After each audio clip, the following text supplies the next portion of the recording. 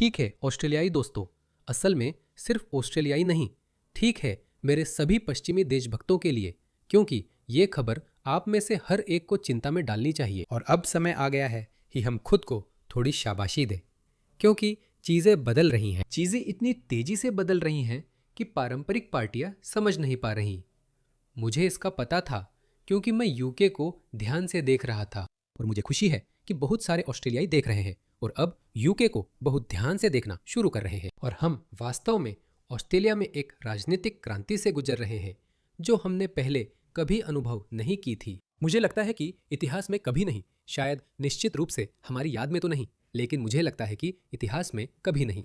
1901 में ऑस्ट्रेलिया के संघ बनने के बाद से हमें दो राजनीतिक पार्टियों ने शासित किया, वन नेशन और पॉलिन हैंसन के बारे में आप जानते ही होंगे। बहुत हाल तक वो लगभग 30 सालों से राजनीति में है। ठीक है, वो 30 सालों से राजनीति में है और पिछले साल तक उनकी लोकप्रियता 6% थी।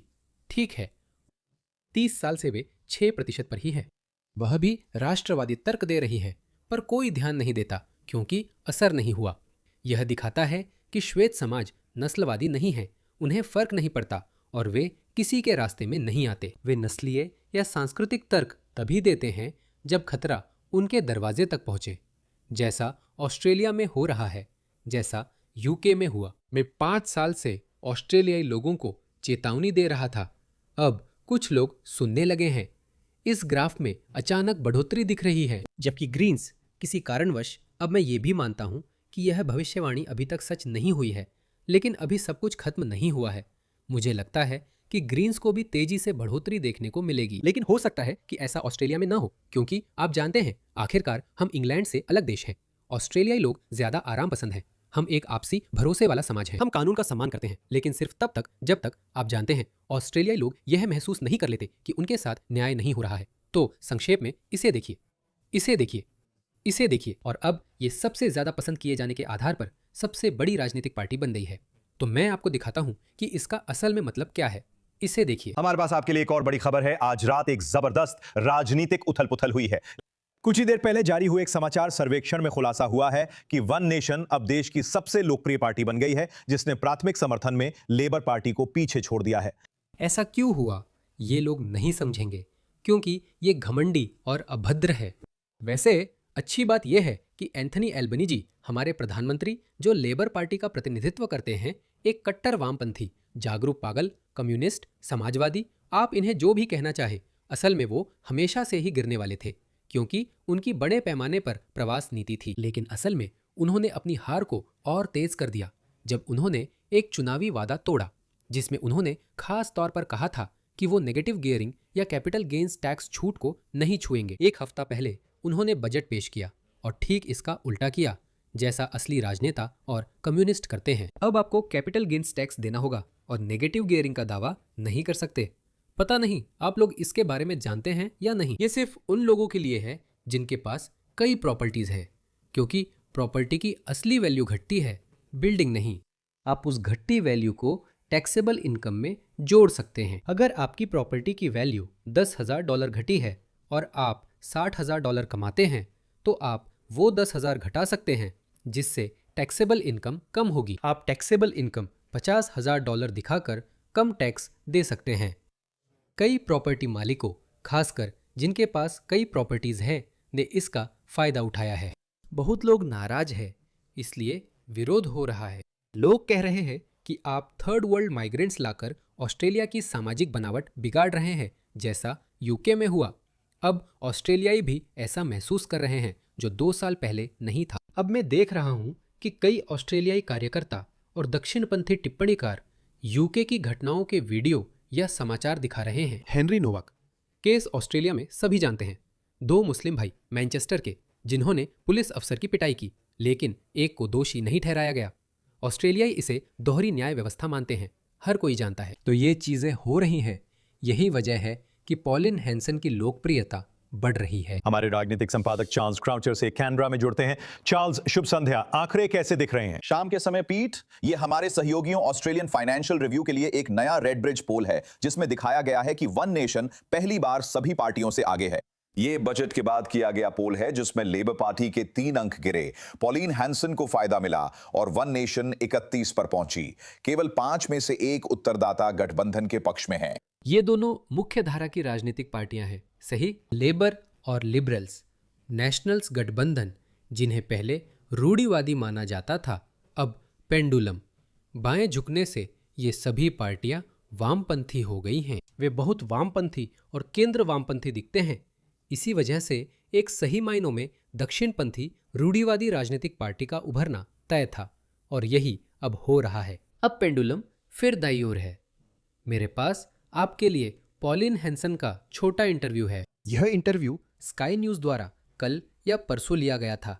मेरा ख्याल है 2 दिन पहले, ठीक है? यह इंटरव्यू लंबा है, मैंने पूरा सुना, लेकिन यह हिस्सा सबसे दिलचस्प है जो आपको ज़रूर पसंद आएगा, खासकर अगर आप ऑस्ट्रेलिया के बाहर हैं। कुछ महीने पहले इसी चैनल पर आपने शेरी मार्क्सन से कहा था, आप मुझे कैसे बता सकते हैं कि अच्छे मुस्लिम हैं? यही विवाद का विषय बना था। क्या आप अब भी मानते हैं कि आज अच्छे मुस्लिम नहीं हैं? उन्होंने ऐसा नहीं कहा। यह दिखाता है कि लोग कैसे बातों को तोड़ मरोड़ कर पेश करते हैं। मैं उन्हें खुद सफाई देने दूंगा। एंड्रू, इसे पूरे संदर्भ में देखें, क्योंकि हम कट्टरपंथी इस्लाम पर चर्चा कर रहे थे और मैंने कहा और आगे जोड़ा, फिर आप मुझे कैसे बता सकते हैं कि कोई अच्छे मुस्लिम भी हैं अगर जिहाद का आह्वान किया गया हो? इसे पूरे संदर्भ में देखें, ठीक है?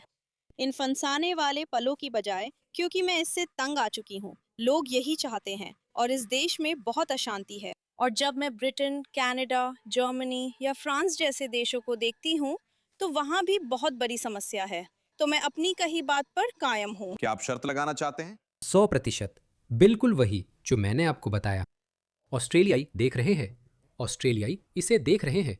यह पेरिस है, ऑस्ट्रेलियाई इसे देख रहे हैं। यह मेलबर्न और सिडनी भी हो सकता है।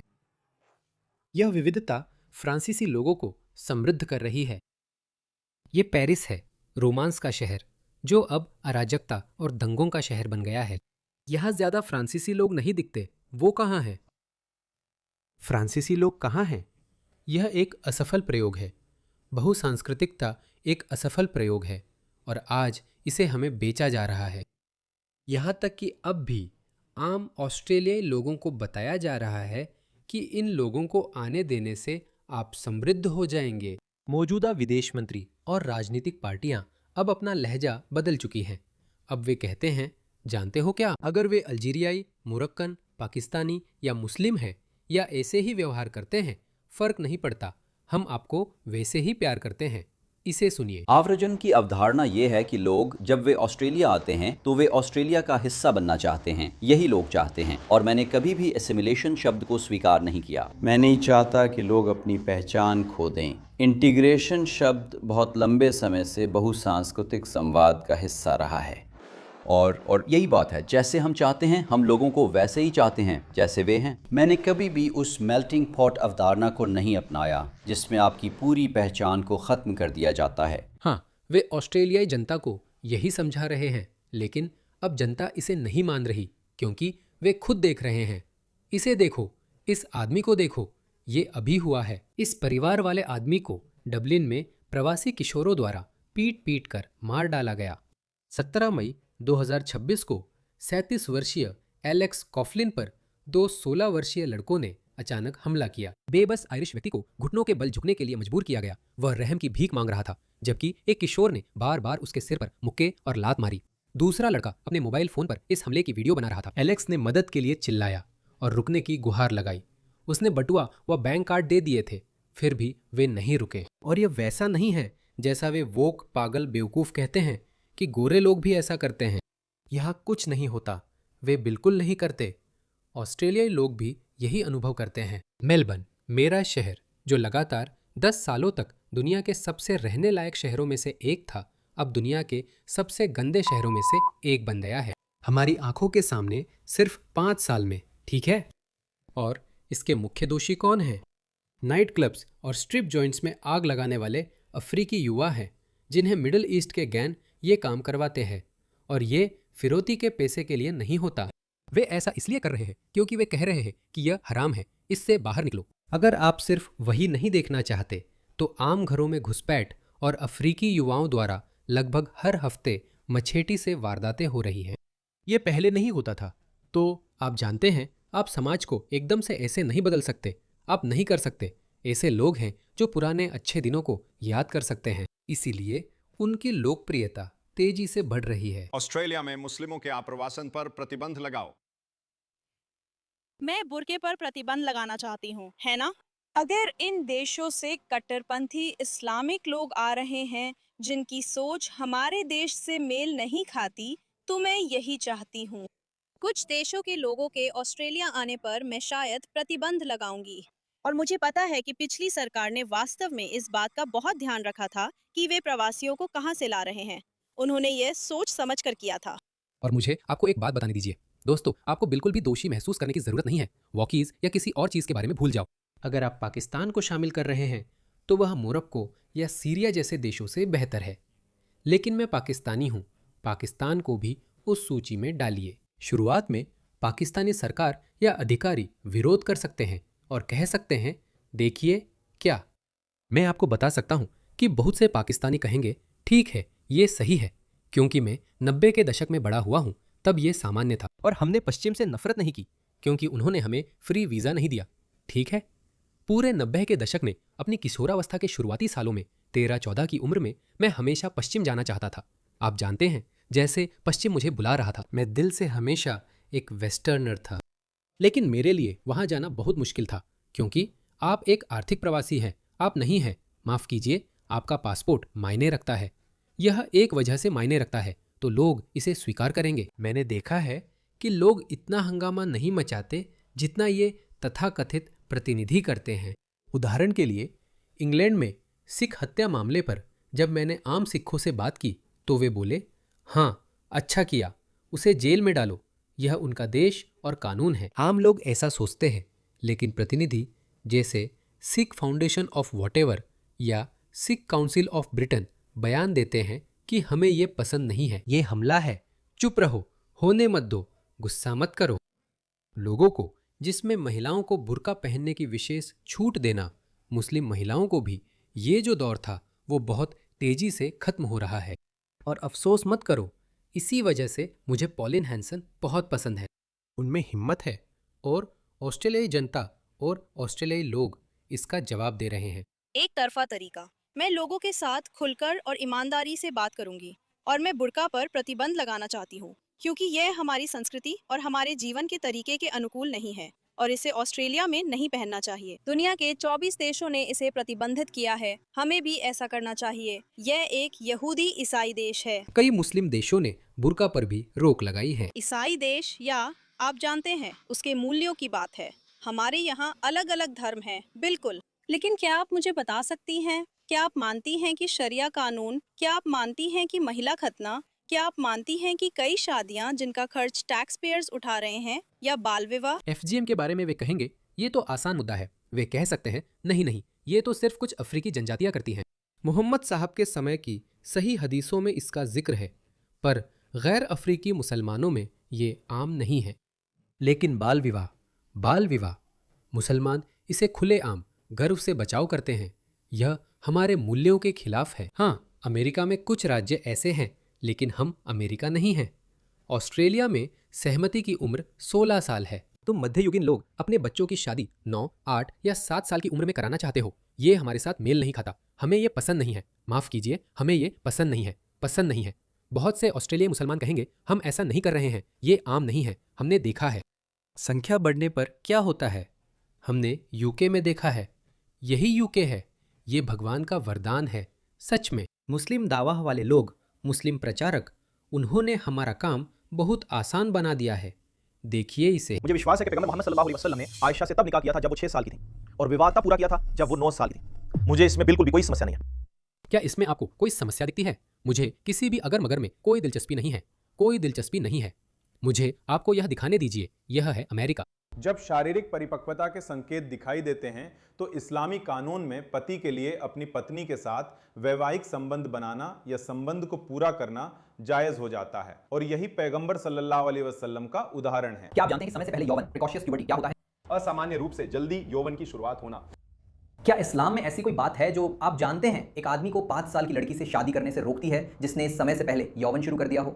शिशु अवस्था में शादी तय हो सकती है पर यौन संबंध की अनुमति नहीं होती। क्या कोई आदमी 5 साल की लड़की से शादी कर सकता है और अगर उसमें समय से पहले यौवन शुरू हो गया हो तो उससे संबंध बना सकता है? अगर उसमें शारीरिक परिपक्वता के लक्षण दिखें तो हाँ, ये अनुमति है। जैसा कि मैंने कहा, आप में से बहुत से लोग सोचते हैं कि इस्लाम में सहमति की उम्र 9 साल है क्योंकि मोहम्मद ने आयशा से तब शादी की थी जब वो 9 साल की थी। नहीं, असल में ये उससे भी बुरा है। जैसा कि उन्होंने कहा, अगर उसमें यौवन के लक्षण और समय से पहले यौवन अर्थात जल्दी मासिक धर्म के लक्षण दिखते हैं तो यह ठीक है, यह पूरी तरह से स्वीकार्य है। अगर कुछ लक्षण दिखें तो यह जैविक रूप से असंभव है क्योंकि शुरुआती लक्षण कभी कभी 11 महीने की उम्र में भी आ सकते हैं। खैर, ये ऐसी बात है जिसे माता पिता स्वीकार नहीं करेंगे।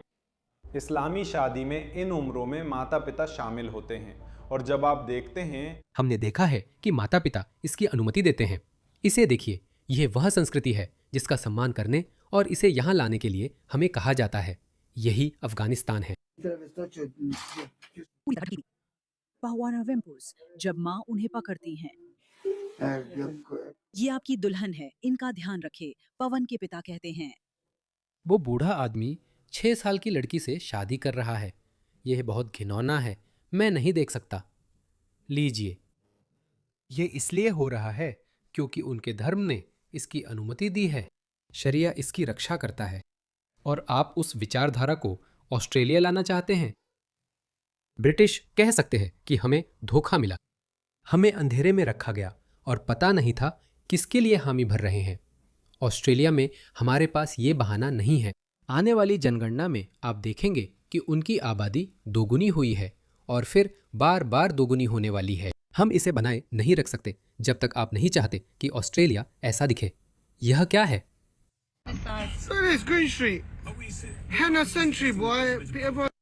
इन सभी लोग शरीयत के पक्ष में हैं। सभी, एक भी गोरा व्यक्ति नहीं, एक भी ब्रिटिश व्यक्ति नजर नहीं आ रहा। सभी। इनमें से 90% महिलाएं हिजाब पहन रही हैं, अगर सभी नहीं तो। सच कहूं तो मैंने एक भी महिला बिना हिजाब के नहीं देखी। हर एक। यहां हिजाब पहनने वाली महिलाओं की संख्या लाहौर या कराची या पाकिस्तान के कुछ आधुनिक शहरों से भी ज्यादा है। पश्चिम में हिजाब पहनने वाली महिलाओं की तादाद ज्यादा है। आप जानते हैं ऐसा क्यों हुआ? क्योंकि पश्चिम ने कट्टरपंथी इस्लाम को फलने फूलने दिया है। मुस्लिम देश जानते हैं कि इस्लाम कैसा है, इसलिए वे इसे नियंत्रित करते हैं। सऊदी अरब और यूएई में देखें, वहां मुस्लिम महिलाएं इस तरह नहीं घूमती। 20%। मैंने 90 के दशक में पाकिस्तान में अपना बचपन बिताया है। मैं आपको गारंटी देता हूं, सड़कों पर जितनी भी महिलाएं दिखती थीं, उनमें से 5% से भी कम महिलाएं इस तरह बुर्का या हिजाब पहनती थीं। तो इसमें पश्चिम का भी कुछ रोल है, क्योंकि हम कहते हैं कि वहां धर्म की आज़ादी है, जो चाहो करो। हम उन्हें अपनी मस्जिदें बनाने के लिए अनुदान देते हैं और उन मस्जिदों में वे क्या कहते हैं, यही बातें वे उन मस्जिदों में कहते हैं। वे मुसलमानों पर दबाव डालते हैं कि वे ब्रिटिश मूल्य अपनाएं और कहते हैं हमें तुम्हारी संस्कृति पसंद नहीं है, हमें तुम्हारा जुआ, तुम्हारी समलैंगिकता और तुम्हारी उच्छृंखलता पसंद नहीं है। ऑस्ट्रेलिया कैसे अलग है? हमारे यहाँ ये सारी चीजें हैं जो तुम चाहते हो। तुम मुझसे कह रहे हो कि तुम ऐसे और लोगों को लाना चाहते हो। वह खुद से बात नहीं कर रहा है, वह ब्रिटेन की एक मस्जिद में है और वह उनमें से सिर्फ एक है। और तुम्हारे इंसानों द्वारा बनाए गए कानून नहीं, हमें वो पसंद नहीं है। खैर, मुझे लगता है कि जो हमारे पास है वो बेहतर है, हम उसी पर टिके रहेंगे। नहीं, धन्यवाद। शरिया, हम इस पर विश्वास करते हैं।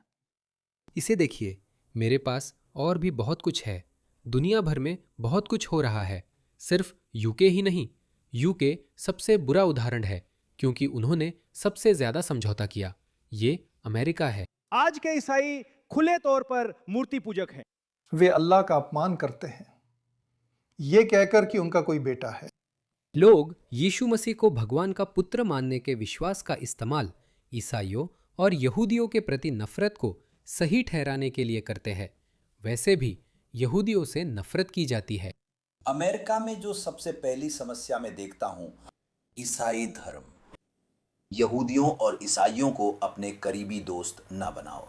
यही वे लोग हैं जिनके बारे में लेबर पार्टी और टोनी बेक ने कहा था, हमें फर्क नहीं पड़ता आप कौन हैं, हम आपको वैसे ही पसंद करते हैं। अपनी पहचान को मिटने मत दो। हम आपको पसंद करते हैं, यही चीज वो बड़े पैमाने पर ला रहा है। ये अल्लाह का हुक्म है। आइए इन सबकों को लेकर बच्चों को सिखाएं और उन्हें कुफ्र से नफरत करना सिखाएं। यह तुम्हारे लिए अच्छा है। जैसा कि आप देख सकते हैं, यह वीडियो लगातार चलता है। मेरे पास ऐसी सैकड़ों वीडियो है जो आपके मोहल्लों की सूरत बदल देती है और अपना कानून लागू करती है। वे अपनी FGM, बाल विवाह, पत्नी की पिटाई, बुर्का और नकाब और स्त्री विरोधी संस्कृति लाते हैं और फिर वे अपनी मस्जिदें बनाते हैं। फिर वे नफरत फैलाते और उसका प्रचार करते हैं। आप पूछेंगे मकसद क्या है? यही आखिरी मकसद है। जब मुसलमान पड़ोसी देश पर विजय पाते हैं तो पैगंबर कहते हैं कि सबसे पहले उन्हें इस्लाम की ओर बुलाओ। पैगंबर कहते हैं सबसे पहले आप उन्हें इस्लाम की ओर बुलाते हैं। अगर वे मना करें तो बताएं कि अल्लाह ने उन पर जजिया देना जरूरी किया है। इसके बदले जब दुश्मन आएगा और आपके देश पर हमला करेगा, आप नहीं लड़ेंगे, हम मुसलमान आपकी रक्षा करेंगे। वे लड़ नहीं सकते क्योंकि उन्हें चिंता है कि आप उनके खिलाफ हथियार उठा सकते हैं जजिया के बदले में। सुभान अल्लाह, इतनी सी रकम के लिए? ये थोड़ी नहीं है। ये 50% तक हो सकती है। मुहम्मद ने खैबर के यहूदियों से 50% जजिया लिया था। आप अपने घरों और देश में आराम से सामान्य जीवन जीते हैं, लेकिन हुकूमत शहिया के लिए है। तो आप नाइट क्लब नहीं खोलते, आप व्यभिचार नहीं करते। अगर वे इनकार करते हैं तो हमें लड़ना पड़ेगा, और अगर हम आपसे लड़ते हैं तो हम आपको बंदी बना लेते हैं, आप हमारे गुलाम बन जाते हैं और हम आपकी जमीन ले लेते हैं। और आप ऐसा इसलिए झेलते हैं क्योंकि आपने इनकार किया। मैं आपको 2 अच्छे विकल्प देता हूं। अगले 40-50 सालों में जब मुसलमान जितना चाहिए उतने मजबूत होंगे। आने वाले 40-50 वर्षों में यही उनकी योजना है दोस्तों, यही उनकी योजना है। वे आपको खुलेआम यह बता रहे हैं। और हमारे पास टोनी फ्रिकिंग बर्क और एंथनी एल्बनीजी हैं, सबसे खराब प्रधानमंत्री। हे भगवान, इन लोगों से नफरत कम है। माफ कीजिए, ये मेरी राजनीति है। अपनी हेट स्पीच मुझ पर लागू कर ले। FU टोनी, एंथनी एल्बनीजी और टोनी बर्क। FU, मैं इंतज़ार नहीं कर सकता। जब आपको सरकार से बाहर निकाला जाएगा तो मैं नाचूंगा। दुर्भाग्य से अभी 2 साल बाकी है। मैंने अपनी जिंदगी में कभी भी किसी चुनाव का इतनी बेसब्री से इंतजार नहीं किया। मुझे पॉलिन के कमेंट्स पूरे करने दीजिए। क्या ये अच्छा है? क्या आप सड़कों पर आतंकवाद देखना चाहते हैं? यही विचारधारा हम देश में ला रहे हैं। मैं इससे पीछे नहीं हटूंगी। मैं नहीं चाहती कि ऑस्ट्रेलिया ग्रेट ब्रिटेन जैसा हो। देखा, वे सब देख रहे हैं, हम देख रहे हैं। हमें पता है क्या हो रहा है। वह मुझे ट्विटर पर फॉलो करती है। मुझे नहीं पता, मुझे उम्मीद है कि वह भी मुझे देख रही होगी। इस हफ्ते आपके नए साउथ ऑस्ट्रेलियन संसद सदस्य आए थे। ठीक है, यह अलग मुद्दा है, पर मुझे इसे चलाना चाहिए और मैं चलाने जा रहा हूँ। तो ठीक वैसे ही जैसे यूके में रिफॉर्म को बहुत सारे उम्मीदवार, बहुत सारे प्रत्याशी खड़े करने पड़े। कुछ लोग ऐसे हैं जो हैरान हैं, जैसे एक भारतीय जो मुश्किल से अंग्रेजी बोलता था, रिफॉर्म्स के मंच से चुनाव लड़ रहा था। मुझे लगता है यहाँ भी वैसा ही हुआ। तो यहाँ किसी जगह उपचुनाव हुआ था, ठीक है। मुझे लगता है उसका नाम फार्नहेम नहीं है। फार्नहेम इंग्लैंड में है। 12 शायद। वन नेशन के टिकट पर जीतने वाला आदमी कौन है? कोई नहीं जानता। सब पॉलिन और उसके नजरिए को वोट दे रहे हैं। उसने कुछ बहुत अजीब कहा और मैंने वन नेशन की इसके लिए आलोचना की, क्योंकि आप जानते हैं मैं वन नेशन का अधिकारी नहीं हूँ। मेरा वन नेशन में कोई पद नहीं है। स्वतंत्र कार्यकर्ता, पत्रकार या टिप्पणीकार होने का फायदा है कि मैं पॉलिन हैंसन की उसी वक्त आलोचना कर सकता हूं जब मुझे लगे कि उन्हें कुछ करना चाहिए, उन्हें अपना स्तर ऊपर उठाना चाहिए। जेसन विर्गो ने संसद में भाषण दिया। चलिए थोड़ा सुनते हैं। मैं पॉलिन हैंसन आपको सुनाऊंगी। मेरे साथी रिजान, हमने मिलकर जिंदगी बनाई है। रिजान इंग्लैंड में पैदा हुए थे, एक मुसलमान हैं और अब गर्वित ऑस्ट्रेलियाई हैं। हमारा सबसे करीबी दोस्तों का दायरा मुख्य रूप से चीन, भारत और फिलीपींस से आए प्रवासियों से बना था। मुझे प्रवासी बहुत पसंद हैं। अधिकांश लोग बस एक बेहतर जीवन की तलाश में हैं। तो वह एक किस्से पर आधारित बयान देते हैं। मैं उन्हें पूरी तरह से फटकार देता, लेकिन शायद यही वजह है कि पॉलिन हैंसन। उनका जवाब क्या है? उनका जवाब वाकई बहुत दिलचस्प है। मेरा जवाब था, उन्होंने ऐसे समलैंगिक मुस्लिम का उदाहरण दिया जो असल में मुस्लिम नहीं है। समलैंगिक मुस्लिम पूर्व मुस्लिम के समान है। सोचिए, अगर मैं ये कहूँ कि हैरिस सुल्तान एक प्रवासी हैं, इसलिए जो ज़्यादातर मुस्लिम आते हैं वे बस हैरिस की तरह ही जीना चाहते हैं। क्या? नहीं, हैरिस सुल्तान मुसलमानों का प्रतिनिधि नहीं है। ठीक वैसे ही जैसे वो समलैंगिक मुस्लिम, एक समलैंगिक मुस्लिम जो एक गोरे समलैंगिक आदमी के साथ रह रहा है, वो कहीं से भी मुस्लिम समुदाय का प्रतिबिंब नहीं है, ना ही दुनिया में कहीं भी मुस्लिम समुदाय का प्रतिनिधित्व करता है। मुझे फर्क नहीं पड़ता आप कहाँ से हैं, चाहे तुर्की जैसे उदार मुस्लिम देश से हों। उसने चुना, मैं उसे फाड़ देता। मैं कहता, ये आदमी बेवकूफ़ है, इसे कुछ नहीं पता। माफ़ कीजिए पॉलिन हैंसन, आपको जांचना चाहिए था। ये संसद में उसकी पहली स्पीच थी। उसने कहा, मैं प्रवासियों के पक्ष में हूँ, खुद प्रवासी हूँ, लेकिन बड़े पैमाने के प्रवास के खिलाफ हूँ। लेकिन जो संदेश वह दे रहा है वह ऐसा है जैसे मुसलमान ठीक हैं, मेरे पास एक गे मुसलमान है, सब ठीक हैं। ऐसा नहीं है। मैंने आपको दिखाया कि पेरिस में क्या हो रहा है, यूके में क्या हो रहा है, यही ऑस्ट्रेलिया में भी होने वाला है। पहले से ही एक स्तर पर ऑस्ट्रेलिया में हो रहा है। यही मेरा जवाब होता। मैं उसे बस के नीचे फेंक देता, मैं उसे निकाल देता। शायद इसी कारण मैं राजनीतिक नेता नहीं हूँ। पॉलिन हैंसन का जवाब बहुत समझदारी भरा है। सुनिए। वो सांसदों में से एक है, उसका एक मुसलमान बॉयफ्रेंड है और वो प्रवासियों से प्यार करता है। उसके बयानों के बारे में आप क्या सोचते हैं?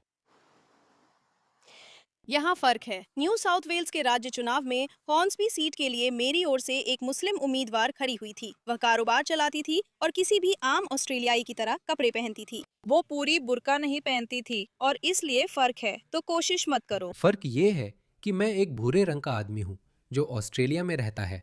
अगर मैं खुद को पूर्व मुस्लिम न बताऊं तो ज्यादातर ऑस्ट्रेलियाई मुझसे कोई दिक्कत नहीं रखते।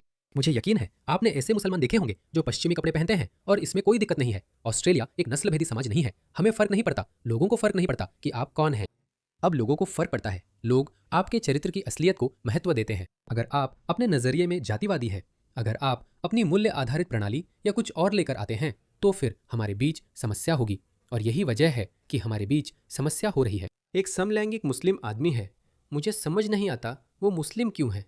ये गैस फॉर गाजा जैसा है, कई स्तरों पर बेवकूफ़ी है। उसके भाषण पर मैं अब भी नाराज हूँ, लेकिन ये हिस्सा क्या है? आपने मुस्लिम शब्द इस्तेमाल किया जिससे मुझे कुछ महसूस हुआ। जेसन एक ऐसा आदमी है जो अपने पार्टनर से बहुत प्यार करता है, और ठीक है, चाहे वो मुस्लिम हो या हिंदू, इससे कोई फर्क नहीं पड़ता।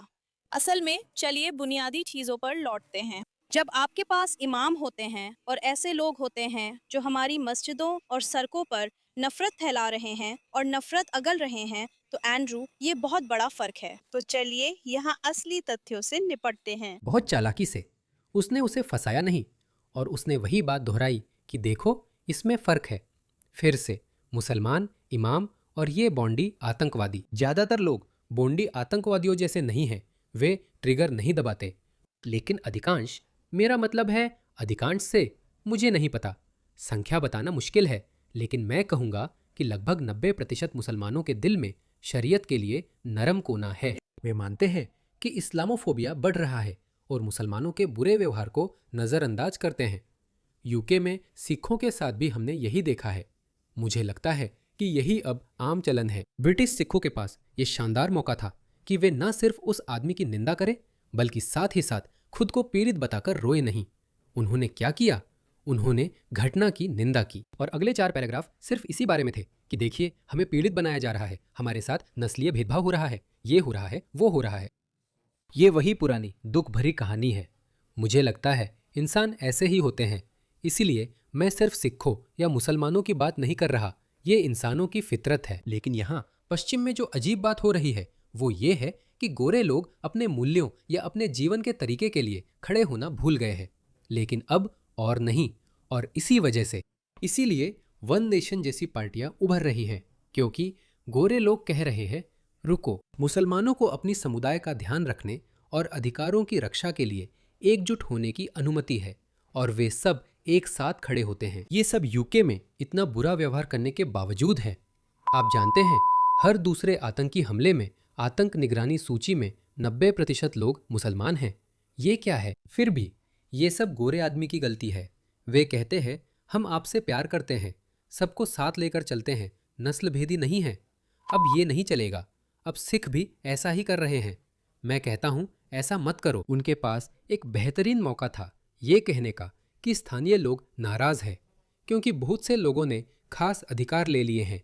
बुर्का, मस्जिदें, सड़कों पर नमाज पढ़ना, कृपाण, अपनी छुरी लेकर चलना। हम अपनी छुरी खुद ही छोड़ देंगे ताकि हमारा रिश्ता और मजबूत हो सके।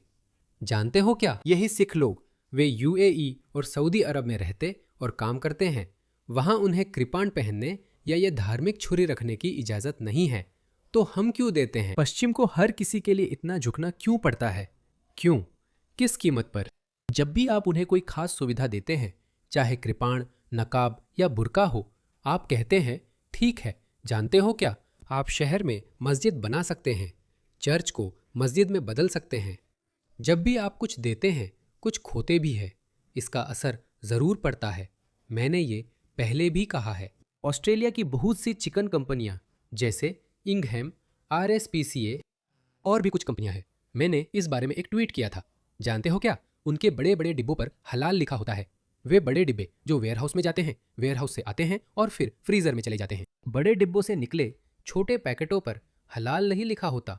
मुझे यह बहुत लंबे समय से पता है, लेकिन लोग और ऑस्ट्रेलियाई इसकी परवाह नहीं करते।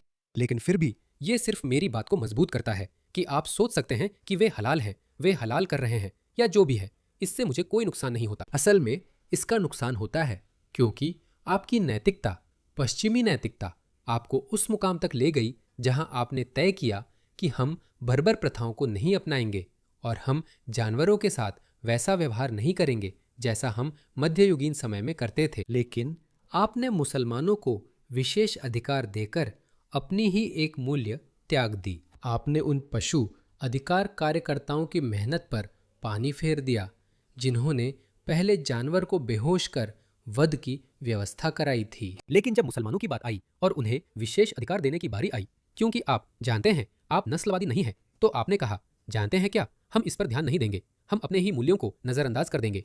यही बात बुर्का, हिजाब, नकाब, मुसलमानों के लिए विशेष स्थान प्रार्थना कक्ष के साथ भी हो रही है। यह वही बात है। आप सोच सकते हैं कि इसका आप पर असर नहीं है, लेकिन जब भी आप उन्हें कुछ देते हैं तो आप अपना एक हिस्सा खो देते हैं। आप अपनी सभ्यता का भी एक हिस्सा खो देते हैं।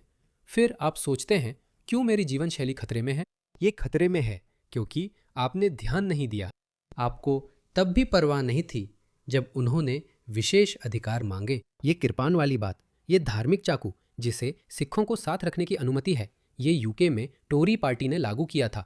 तो अब और कोई विशेष अधिकार नहीं दोस्तों, और ऑस्ट्रेलिया के लिए ये अच्छा दिन है। मुझे लगता है कि पॉलिन हैंसन के पास और ऊपर जाने की बहुत संभावना है। वन नेशन के पास भी और ऊपर जाने की बहुत संभावना है। हमें अभी भी वहीं रहना होगा जहां हम अभी खड़े हैं। पॉलिन हैंसन को सरकार बनाने के लिए कोएलिशन के साथ गठबंधन करना पड़ेगा, लेकिन मुझे लगता है कि 2 साल अभी बहुत दूर हैं और ये वोक समाजवादी वामपंथी लेबर सरकार ये एक के बाद एक गलती पर गलती करती जाएगी और मुझे हैरानी होगी अगर ये 2029 में भी 20% पर रहे। माफ कीजिए, 2028 में।